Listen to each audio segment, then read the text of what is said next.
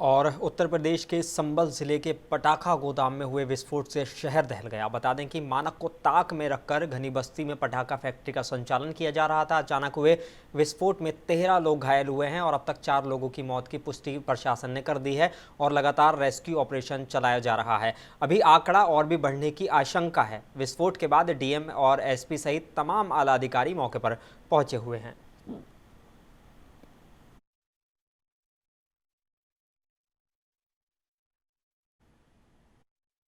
जो ये गुन्नौर कस्बा में एक एरिया में यहाँ पर अंदर भंडारण किया जा रहा था, ये दिवाली के जो पटाखे होते हैं उनका, और उसी में किसी कारण से आग लगने से यहाँ पर आग लगी और विस्फोट हुआ, जिससे कि जो भाग जिस घर में भंडारण हो रहा था उसका उसमें वो भी क्षतिग्रस्त हुआ, वो गिर गया और उसके कारण कुछ लोगों की इंजरी हुई है और कुछ लोगों की डेथ हुई है।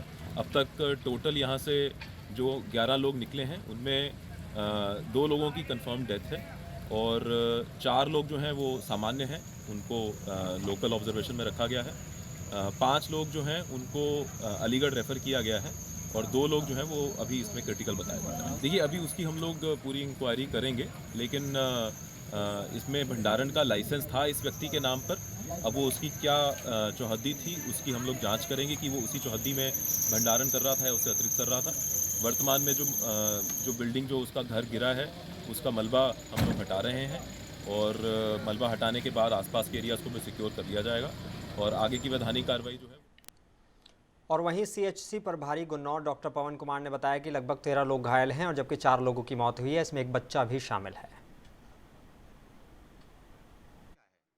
मेरी जानकारी में जैसे ही आया कि सराय गुन्नौर तहसील में कोई घर पे आतिशबाजी के द्वारा विस्फोट हुआ है और उससे काफ़ी ज़्यादा घायलों की संख्या है। तुरंत ही मैंने कम से कम 5 से 6 एम्बुलेंस से रवाना कर दी और अपनी पूर्णतः तैयारी करके हम 3 डॉक्टर थे, डॉक्टर मनोज शर्मा, डॉक्टर विक्रम सिंह और मैं, हम लोग अपनी टीम के साथ यहाँ पर मौजूद थे। जैसे जैसे घर आने शुरू हुए तो सबसे पहले 3 लोग आए, जिनमें से बच्चे की हालत ज़्यादा नाजुक थी, गंभीर था, उसको जेल मेडिकल कॉलेज अभी भेज दिया और उनके साथ 2 थे, उनको रेफर कर दिया। फिर धीरे धीरे आते हुए टोटल हमारे पास 13 लोग आए।